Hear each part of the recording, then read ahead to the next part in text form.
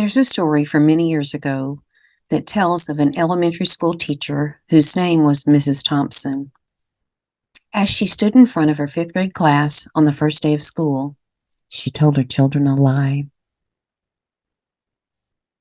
Like most teachers, she looked at her students and told them that she loved them all the same. But that simply was not true, because there in the front row, slumped in his seat, was a little boy named Teddy Stoddard.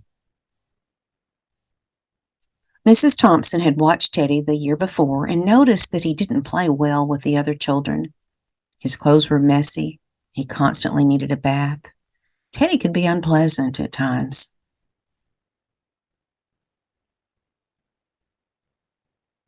It got to the point where Mrs. Thompson would take delight in marking his papers with a broad red pen and marking a bold X and finally putting a big F on the top of his papers.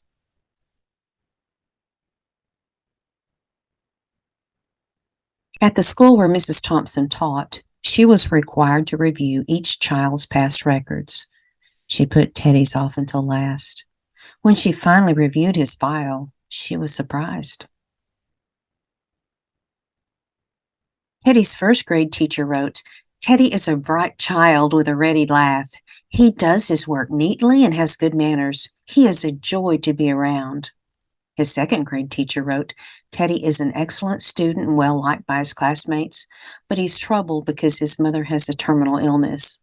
His third grade teacher wrote, "His mother's death has been hard on him. He tries to do his best, but his father doesn't show much interest. His home life will soon affect him if steps aren't taken." Teddy's fourth grade teacher wrote, "Teddy is withdrawn and doesn't show much interest in school. He doesn't have many friends, and sometimes he even sleeps in class." By now, Mrs. Thompson realized the problem, and she was ashamed of herself. She felt even worse when her students brought her Christmas presents wrapped in beautiful ribbons and bright paper, except for Teddy's. His present was clumsily wrapped in heavy brown paper that he got from a grocery bag. Mrs. Thompson took pains to open it in the middle of the other presents. Some of the children started to laugh when she found a rhinestone bracelet with some of the stones missing and a bottle that was 1/4 full of perfume. But she stifled the children's laughter when she exclaimed how pretty the bracelet was, putting it on and then dabbing some of the perfume on her wrist. Teddy Stoddard stayed after school that day just long enough to say, "Mrs. Thompson, today you smell just like my mom used to." After the children left, she cried for at least an hour.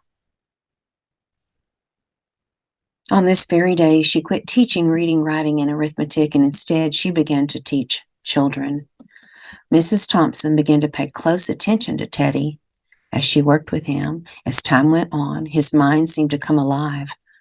The more she encouraged him, the faster he responded. By the end of the year, Teddy had become one of the smartest children in the class. Despite her lie, he had become one of her favorites.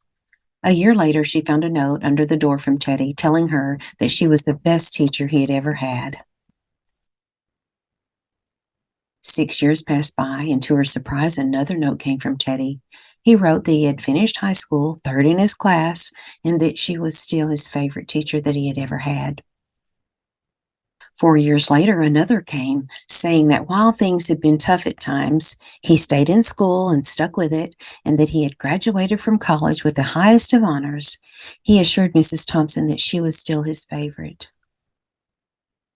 4 more years passed, and yet another letter came. This time, Teddy explained that after he got his bachelor's degree, he had decided to go a little further, again assuring her that she was his favorite teacher of all time. The letter was signed Theodore F. Stoddard, M.D. The story doesn't end there. There was one final letter that spring.